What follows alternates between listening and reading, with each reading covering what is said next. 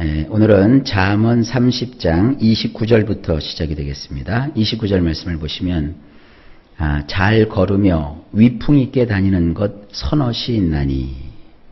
자, 원문 보면 이렇습니다. 셋이 있으니 그들은 걸음이 당당하고 넷이 있으니 이리저리 잘 다니는도다. 자, 우리 성경을 보면은 그냥 뭐 셋, 넷 이렇게 구분도 없이 그냥 선엇이 있다 하고 그냥 뭉퉁거려서 표현을 하고 있고요. 그리고 위풍이 있게 다니는 것, 그냥 잘 거는 것, 이런 식으로 되어 있어요. 근데 원문을 보게 되면 그 히브리어는요, 어떤 단어가 있으면 그것이 남성이냐 여성이냐, 남자와 여자를 구분을 해요. 근데 오늘 여기 나오는 이 내용들은 다 남성에 관한 이야기들이에요. 그러니까 여성에 관한 얘기가 아니라 다 남성에 관한 이야기예요.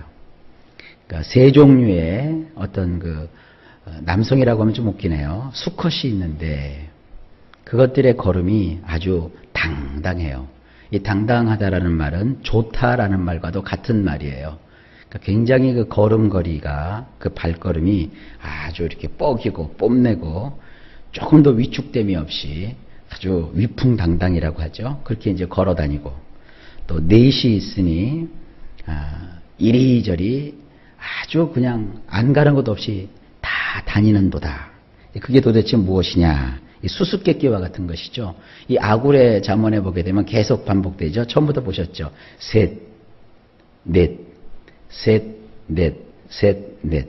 뭐 3, 4가 그렇게 중요한 의미를 가지는 것은 아닙니다. 근데 우리가 가만히 보면 목사님들의 설교도 보면 되게 대지, 소지 할 때 첫째, 둘째, 셋째, 좀 이제 많이 나가는 목사님들은 넷째, 그러는 것처럼 이 잠언에서도 이 3가지씩 혹은 4가지씩 들면서 우리의 인생에 필요한 교훈들을 주고 있는 거예요. 자, 오늘은 그 어떤 남성들에 관한 이야기를 이 아굴이 마무리하면서 우리에게 전해주고 있습니다. 하나님께서 이 아굴을 통해서 뭔가 이제 교훈하고 계시는 거죠. 무슨 교훈일까요? 자, 30절을 보실까요? 곧 짐승 중에 가장 강하여 아무 짐승 앞에서도 물러가지 아니하는 사자와, 원문에 보면 제일 앞부분에 사자라는 말이 나와요. 암사자가 아닙니다. 이 사자는 숫사자예요. 사자. 짐승들 중에 강하여 그 어떤 것들 면전에서 뒤로 물러서지 아니하며. 이 사자라는 그 동물은요, 어쨌든 짐승의 왕이잖아요. 근데 이 사자 가운데서도요, 숫사자는요, 참 볼품은 좋은데 이게 사냥도 못해요. 이 암사자들이 대개 사냥을 해요. 그 동물의 왕국을 보게 되면요, 참 재밌는 게 사냥은 암사자들이 다 해요. 숫사자는 사냥을 못하느냐? 이 갈퀴 때문에 그래요. 아주 그 숫사자가요, 이 갈퀴가 멋있잖아요. 뽐내고. 물론 이제 긍정적인 면에서 숫사자는 이제 예수님을 상징한다, 누가 그러기도 하지만 여기서는 예수님까지 생각할 건 없고요. 이 사자는 이 갈퀴가 굉장히 화려하고 멋있지 않습니까? 숫사자는. 근데 그것 때문에 사냥을 못해요. 신속하고 민첩하지를 못하기 때문에 사냥감이 저기 있는데도 쫓아가다가 사자가 지쳐서 헐떡헐떡 그래요. 그러면 이제 숫사자는 뭐 하고 있느냐 하면 암사자가 이렇게 가서 사냥을 해갖고 잡아오면 숫사자가 가만히 노리고 있다가 암사자를 왕 하고 쫓아내요. 힘은 세니까. 그래서 암사자를 다 쫓아낸 다음에 숫사자가 그 사냥감을 뜯어먹어요. 워낙 배고프면 하나도 안 남기고 다 먹고요. 이제 배가 부르면 적당히 먹으면 그제 가서야 암사자들이 갔다가 또 자식들, 새끼들 먹이고 또 자기들 먹이고. 그러니까 여기 이제 암사자에 비해서 이 숫사자는 말이죠. 힘은 세요. 강해요. 그리고 어떤 것들 그 앞에서도 굴함이 없어요. 하지만 31절을 보실까요? 사냥개와 숫염소와 및 당할 수 없는 왕이니라. 이 사자와 비슷한 몇 가지가 더 나와요. 우리 성경에는 이제 사냥개라고 되어 있는데 원문을 좀 보실까요? 허리를 고추 세우는 것. 허리를 바짝 세우고 달려드는 것. 그래서 이제 영어 성경 몇 군데에서는 이것을 싸움닭, 숫닭 이렇게 또 번역을 해요. 왜 우리 성경에서는 사냥개라고 느닷없이 번역을 했는지 아마 이 성경을 번역하시는 분들이 그냥 허리를 고추 세운 것을 생각 없이 그냥 사냥개 이렇게 번역을 해놓은 것 같아요. 이런 것이 우리 개역 개정을 보게 되면 이렇게 번역이 좀 잘못된 부분들이 이런 데 있습니다. 그러니까 성도님들은 이걸 잘 모르죠. 그 다음에 혹은 수점소, 그 다음에 군사들로 둘러싸인 왕이니라. 이 아굴의 잠언에서 결국은 누구를 얘기하고 있는 거예요? 왕을 지금 얘기하는 거예요. 왕이 괜히 사냥도 못하면서 거드름만 피우고 뽐만 내면서 암사자들을 괴롭히는 이런 숫사자처럼 자기 영광에 취해가지고 위풍당당하고 폼은 잡는데 실제로는 실속이 없는 이런 왕을 지금 빗대는 거예요. 그 다음에 이 허리를 고추 세운 이 싸움닭. 저는요, 이걸 딱 보면서 그거구나 하고 딱 생각이 나요.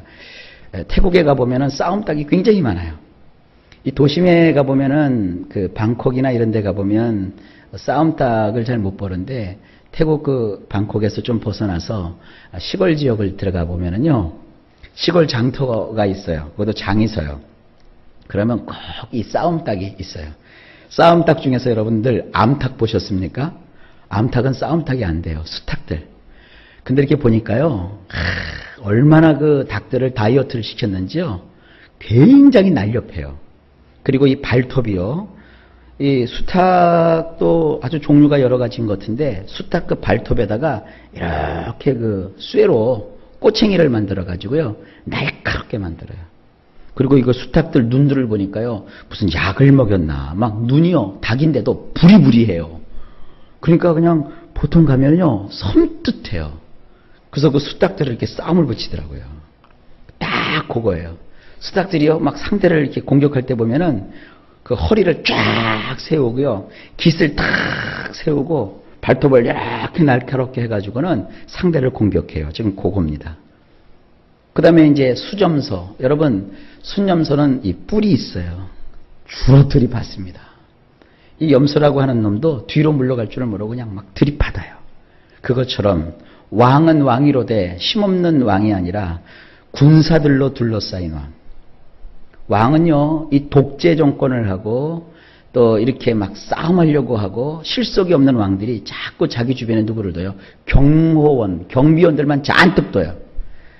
그러니까 이런 걸 본받아서 그런지 오늘날도 무슨 뭐 왕도 아닌 뭐 정치 지도자들만 돼도 뭐 그냥 잔뜩 경호원들을 대동하고 다녀요. 경호원들을 대동하고 그 사이에서 다 자기가 뭐 대단한 사람이 된 것처럼 이러고 막 뻐기고 의시되면서 이렇게 간다고요. 이제 그런 장면들을 여러분이 보신다고요. 자, 도대체 무엇을 얘기하시려고 이렇게 장황하게 하시느냐. 자, 그 다음 구절을 볼까요? 32절. 만일 내가 미련하여 스스로 높은 채 하였거나 혹 악한 일을 도모하였거든 내 손으로 입을 막으라. 원문이 이렇게 되어 있습니다. 만일 내가 어리석어서 스스로를 높이거나 만일 도모한 바가 있다면 손을 입에 대거라. 여기도 지금 보면 시브리어로 보면 다 남성이에요. 남자에게 지금 얘기하는 겁니다. 네가 어리석어서 스스로를 높이거나 누구처럼 실속 없는 숫사자, 싸움만 하는 바짝 이 허리를 고추 펴고 달겨드는 이 숫닭, 싸움닭, 그리고 들이 그냥 받기만 하는 이 수점소, 그리고 자기 혼자는 위풍당당하지 못하고 늘 군사들에 둘러싸여서 군사들의 그 어떤 그 위용과 그런 걸 이용해갖고 괜히 거드럼피고 나는 왕이다 이러면서 뻐기는 이런 식의 사람들이 뭐냐면 스스로 높이는 자예요. 여러분 얼마나 꼴불견이에요. 사람이라는 것이 자기를 높이는 데서 자기의 가치가 높아지는 게 아닙니다. 높은 사람은 자기 스스로를 낮추어도 결국은 높아지게 돼 있어요. 스스로 높아지려고 하는 사람을 하나님은 어떻게 해서든지 반드시 낮추십니다. 항상 사람은 자기의 본분을 생각하면서 하나님을 기억하면 자기 스스로를 낮고 낮은 곳에 두지 않습니까? 왜냐하면 우리 예수님은요 가장 높으신 분이신데 우리를 구원하시기 위해서 가장 낮은 곳까지 오시지 않으셨습니까? 그래서 성경은 우리에게 뭐라고 합니까? 너희는 스스로를 높이지 말고 자기를 낮추신 주님을 본받으라 그랬잖아요. 주님이 자기 자신을 낮추신 걸 뭐라고 하냐면 자기 비하라고 하세요. 주님은 자기 자신을 낮추셨어요. 자기 자신을 낮출 수 있는 사람은 약한 자가 아닙니다. 강한 자입니다. 이 목회를 해도 마찬가지예요. 우리 목사들이 때로는 그 성도들과의 관계에서 내가 그래도 목사인데, 예, 하나님 보실 때 목사님은 귀한 존재죠. 그런데 목사가 돼서 내가 높은데, 내가 대단한데, 이러면 결국은 하나님이 낮춰버리세요. 목사니까 낮아져야죠. 목사가 자기 자신을 낮추는데, 에이구, 목사 아무것도 아니야. 그런 사람이 있다면 그건 스스로 자기가 사자라고 생각하고 수렴소라고 생각하고 싸움닭이라고 생각하고 군사들 앞에 둘러싸인 왕이라고 생각하는 결국은 낮아질 수밖에 없는 미련한 자에 지나지 않는 거예요. 아유, 우리 목사님 저렇게 겸손하시다니 대단하시구나. 그래서 더불어 같이 낮추는 사람은 이거는 사람이 된 거죠. 좌우지간 여러분, 제가 이제 목사니까 목사 세계를 얘기한 것이고 여러분도 삶을 살면서 낮추십시오. 뭐 그냥 숫사자가 이렇게 거들먹거리면서 사냥도 하나 못하고 늙으면 그냥 숫사자는 버림받든지 죽어요. 하이에나가 이렇게 대기하고 있다가 숫사자가 이빨 빠지고 늙으면요 가서 잡아먹어요. 하이에나가. 그 아무것도 아닌 조물애기들이 와서 그 숫사자를 다 뜯어먹어버리고 말아요. 맨날 주인을 들이받는 그 수점서, 결국 주인이 그것부터 잡아먹어요. 자기의 권세를 믿고 막 뻐겼던 왕도 결국은 그 권좌에서 물러나는 것입니다. 항상 위에 있는 사람은 아랫사람을 살피고 돌아볼 줄 알아야 되는 겁니다. 이것이 지혜예요. 그리고 만일 도모한 바가 있다면 손을 입에 대거라. 이 도모한 바라는 것은요, 뭔가 그 악한 꾀, 잘못된 계획 이런 걸 뜻하는 겁니다. 그런 것을 내가 가지고 산다면 손을 입에 대거라. 여기서 보면 요거는 이제 제가 조금 좀 뭐라고 할까요? 좀 지나쳐서 해석을 하는 것인데 이것도 이제 원문으로 보게 되면요. 이 손이라고 하는 것은요. 여성 명사로 되어 있어요. 입이라고 하는 것은요. 남성 명사로 되어 있어요. 그러니까 남자가 괜히 자기 자신을 높이고 우쭐대고 뻐기고 이 여성들은요. 아기를 낳으셔서 그런지 굉장히 마음이 부드럽고 낮추어요. 성질도 집에서는 남자들이 부리지 여자들이 그렇게 안 부려요. 남자들은 성질 팍 내고 집을 나가지만 여자들은요 성질을 팍 내면 바로 시장 가서 맛있는 장거리 사다가 밥 해줘요. 그러니까 이제 남자들이 괜히 그 수탉처럼 허리를 곧줄 세우고 막 떠들면 그 남자의 입을 막아주는 건 뭐냐? 여성의 손이요. 그러니까 부부는 함께 사는 거예요. 그러니까 여자분들은 남자 입을 막아주세요. 아셨죠? 그러니까 오늘 여자들도 남자들한테 잔소리도 좀 팍 하시고 남자가 이렇게 여자를 이렇게 해야 남자가 괜히 아무것도 아니면서 숫사자 흉내내고 또 싸움닭 흉내내고 수염서 흉내내고 자기가 왕인 것처럼 이럴 때 그래 당신 왕이야 입은 막고 있어 하고 탁 막아버리세요. 이거 참 재미있어요. 그러니까 여성들은 남자의 입을 막아주는 손이 돼야 되고 남자들은 그런 여성이 있는 것이 행복한 거예요. 여러분 무언가 좀 지혜를 좀 얻는 것 같지 않습니까? 자, 그 다음에 33절 마지막 절. 대저 젖을 저으면 엉긴 젖이 되고 코를 비틀면 피가 나는 것 같이 노를 격동하면 다툼이 남이니라. 이 말씀은요 굉장히 유명한 구절이에요. 서양 속담에도 있어요. 코를 비틀면 피가 나온다. 이게 성경에 나오는 속담이에요. 자, 원문을 보면 이렇습니다. 왜냐하면 우유를 비틀어대면 그 결과 엉겨붙은 게 나오고 코를 비틀어대면 그 결과 피가 나오듯이 분하여 씩씩대는 자를 비틀어대면 그 결과 다툼이 나오느니라. 여기도 보면 죄다 남성이에요. 남성. 우유도 남성이고요. 엉겨붙은 것도 남성이고요. 코도 남성이고요. 비틀어대는 것도 남성이고요. 피는 제가 잘 모르겠네요. 이건 아마 여성 같은데요. 좌우지간. 그 다음에 씩씩대는 것도 남성이고요. 또 다툼도 남성이고요. 남자들 세계에 대한 얘기예요. 왜냐하면 남자들아 잘 들어라. 왜 그러느냐? 우유를 비틀어대면 이 우유를 비틀어댄다는 것을 제가 이렇게 억지로 갖다 이렇게 해석해 놓은 것은 여기 비틀어대며가 다 똑같은 말이에요. 근데 이것을 우리 성경에는 이제 졌다, 또 비틀다, 격동하다 이렇게 각각 우리나라 어법에 맞춰서 번역을 했는데 원문에는 이것이 다 같은 단어예요. 그러니까 비틀어대는 거예요. 우유를 계속 비틀어대는 것이 뭡니까? 우유를 휘휘 저으면 결국 그게 어떻게 돼요? 엉겨붙어요. 그래서 버터를 만들 때 계속 젓는 거예요. 치즈를 만들 때도 계속 젓는 거예요. 우유가 그러면 결국은 엉겨붙게 되는 거예요.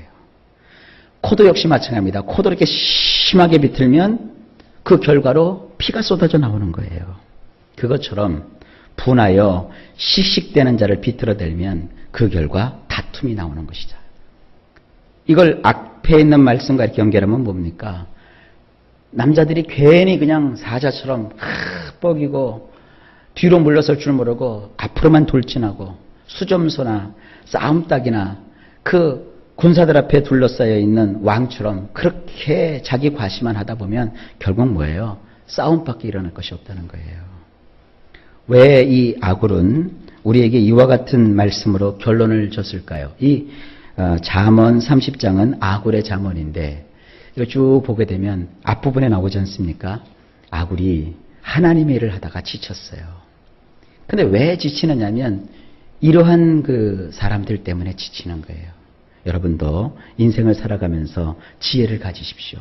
주변에 자기 자신을 높이고 자고하는 사람이 있습니까? 그런 사람들을 지혜의 말씀을 가지고 이해하지 못하면 여러분 자신이 지쳐요. 그리고 또 여러분 자신도 스스로 그들처럼 나도 높일까? 그렇게 생각하지 마세요. 낮추는 자가 높아지는 거예요. 자기 자신을 하나님 앞에 낮출 줄 아는 것이 이게 참 지혜입니다. 오늘도 여러분, 저도 그렇고 여러분도 그렇고 낮아집시다. 하나님이 여러분들을 귀하게 사용하여 주실 겁니다.